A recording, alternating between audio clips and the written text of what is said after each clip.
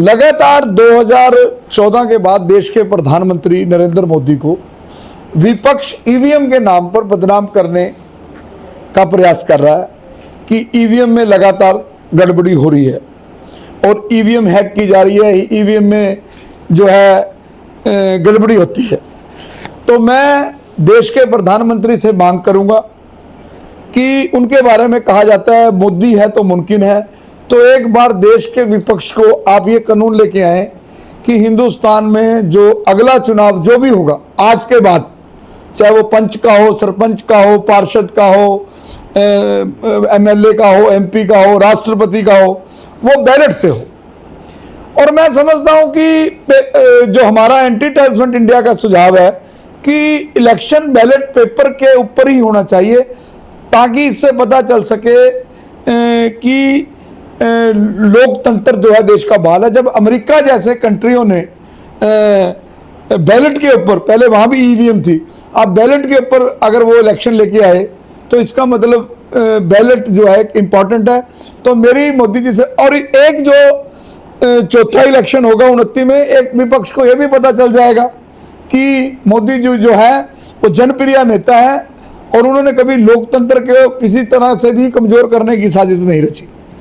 दूसरी, सर मैं इसी में कहना चाहूँगा, आप इलेक्ट्रॉनिक सामान है, जैसे मैं ईवीएम की बात करूँ तो आप मानते हैं भाई हैक हो सकती है? हाँ, जो भी इलेक्ट्रॉनिक चीज़ है वो हैक हो सकती है। और अगर कॉन्स्टिट्यूशन ने आज़ादी के बाद अगर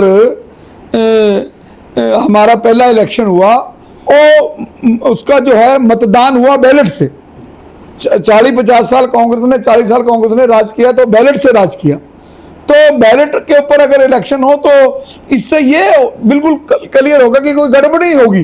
जो बूथ कैप्चरिंग हो सकती है, बूथ कैप्चरिंग के लिए आज इतनी सुविधाएं हैं, सीसीटीवी कैमरे हैं, कोई दिक्कत नहीं है। तो बूथ कैप्चरिंग को आज भी नहीं रोका जा सकता अगर किसी ने क्राइम करना है, लेकिन कम से कम ईवीएम हैक करने का आरोप सरकारों पर और पार्टियों पर नहीं लगेगा, जिस तरह का लगातार 19 में भी लगा मोदी जी के ऊपर, 24 में भी लगा। आज भी निगम चुनाव हुए, निगम चुनावों में कह दिया भाई गड़बड़ी हुई, तो एक रिवाज हो गया। तो मैं समझता हूं कि हमारा एंटी टेररिज्म इंडिया ये मांग करता है।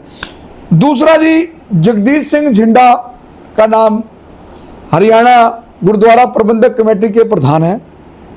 बड़ी इंपॉर्टेंट मैं बात आज हरियाणा के और देश के हिंदू सिख भाईचारे से पूछना चाहता हूं कि जगदीश सिंह झिंडा ने कहा कि मैं हनुमान जी को भगवान नहीं मानता। मेरे साथ जगदीश सिंह झिंडा की किसी विषय पर जो हनुमान जी को लेके था व्यक्तिगत बात हुई तो उन्होंने कहा मैं हनुमान जी को भगवान नहीं मानता। इस पद के बाद अकाल तख्त और देश के सिख भाईचारे को झिंडा ने खंडित करने का काम किया, क्योंकि हिंदू सिख एक 9 मास का रिश्ता है।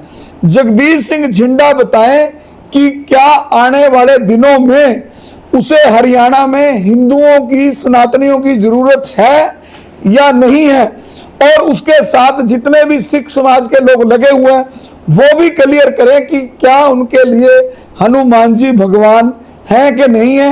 ये मेरी व्यक्तिगत भावनाएं आहत हुई हैं, इसको लेके मैं पुलिस को कंप्लेंट करूंगा, एफआईआर दर्ज कराऊंगा। अगर पुलिस ने एफआईआर दर्ज ना की तो मैं हाई कोर्ट का डोर भी नॉक करूंगा। सनातन को बिल्कुल कमजोर करने वाली और हनुमान जी के बारे में इस तरह की अपवित्र बात करके जो झिंडा ने अपनी मानसिकता दिखाई, इससे यह क्लियर मैसेज चला गया कि झिंडा जो है एक रेडिकल है, एक कट्टरपंथी है। तीसरी, हम 1 अगस्त को दिल्ली, जिसको इंडिया गेट कहा जाता था, अब वो सुभाष चंद्र बोस चौक है, वहां से एक यात्रा निकालेंगे खालिस्तान के खिलाफ। उस यात्रा का समापन होगा जलियांवाला बाग अमृतसर में। दिल्ली से चलेगी हरियाणा, हरियाणा से चंडीगढ़, चंडीगढ़ से वो पंजाब में एंटर होगी, और हर जिले के अंदर हम खालिस्तान के पुतले जलाएंगे। और यह यात्रा हिंदू और सिख भाईचारे को मजबूत करने के लिए, यह यात्रा पंजाब के अंदर जो खालिस्तान की मुहिम चला रहे हैं उनके लिए एक ऐसा कड़ा संदेश होगा, और जो कट्टरपंथी पंजाब के अंदर खालिस्तान की मूवमेंट चला रहे हैं, हम देश के गृह मंत्री से इस यात्रा के माध्यम से मांग करेंगे कि खालिस्तान की बात करने वाले संविधान विरोधी हैं, तिरंगा विरोधी हैं, देश विरोधी हैं, उनके खिलाफ गंभीर कानून लेके आए। चौथा और अंतिम मेरा मांग, इस देश में महिला आयोग है लेकिन पुरुष आयोग नहीं है। मैं देश के राष्ट्रपति से मांग करता हूं कि बच्चों को जन्म मां देती है लेकिन उसका पालन पोषण पिता करता है। जैसे God, G for generate, O for operate, D for destroy, Brahma Vishnu Mahesh. इसी तरह छोटी समस्याओं के लिए मां होती है, बड़ी समस्याओं के लिए पिता होता है।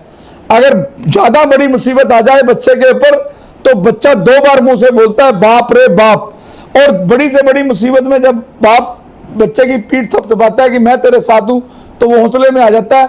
उसी पुरुष प्रधान के ऊपर रेप जैसे झूठे मुकदमे, देश की कुछ ऐसी गंदी मछलियां महिलाएं नारी शक्ति को भी बदनाम कर रही हैं। अगर कभी किसी के ऊपर झूठा मुकदमा रेप का बने तो उस आदमी की क्या स्थिति है, उसकी क्या मानसिकता रहेगी, उसका तो सारे 7 पुश्तों का चीरहरण हो जाएगा। तो मैं आज कैथल की प्रेस के माध्यम से देश के राष्ट्रपति से भी मिलेंगे और तमाम राज्यों के राज्यपालों को हम एंटी ट्रस्ट फ्रंट इंडिया की तरफ से ज्ञापन देंगे कि देश में पुरुष आयोग बनाया जाए। जैसे महिलाओं को प्रोटेक्ट करने के लिए महिला आयोग है, ऐसे ही पुरुषों को प्रोटेक्ट करने के लिए पुरुष आयोग बने, और रेप करने वालों को फांसी की सजा हो, कोई दिक्कत नहीं।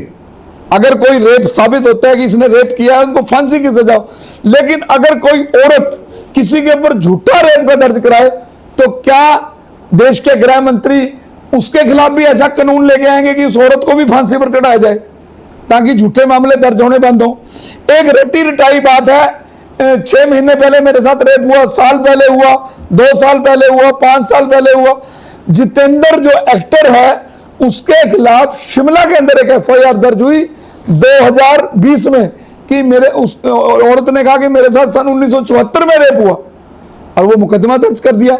ये किस तरह के कानून है? तो मैं देश के गृह मंत्री जिन्होंने इस देश को आजाद भारत का कानून दिया, अमित शाह जी, आप इस तरह के पुरुषों को, देश के पुरुषों को देखिए, नारी, पुरुष को जन्म देने वाली कौन है? नारी। नारी के कितने रूप है? मां का रूप, बेटी का रूप, बहन का रूप, कंजक का रूप, दुर्गा का रूप। लेकिन समाज में जैसे तालाब की एक गंदी मछली तालाब को प्रभावित करती है, इस तरह इस समाज में इस तरह की औरतें नारी शक्ति को बदनाम कर रही है। नारी पुरुष के लिए दुर्गा बने, और खुद मेरी एंटी ट्रस्ट फ्रंट इंडिया की मुहिम में पुरुष आयोग बनाने के लिए, और किसी व्यक्ति के ऊपर, वैसे तो न्याय का सिद्धांत है 100 गुनहगार बच जाए, एक बेगुनाह को सजा नहीं होनी चाहिए। रेप जैसा केस किसी के ऊपर झूठा दर्ज होने का मतलब, हमारे पुराने बुजुर्ग कहा करते थे, चोरी और जारी, ये केस झूठे नहीं होने चाहिए।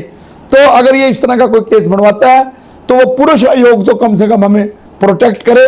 मैं देश की नारी शक्ति को भी अपनी इस मुहिम में जोड़ूंगा, और सबसे पहला मैं ज्ञापन जो है हरियाणा और पंजाब के गवर्नर को इस विषय में दूंगा।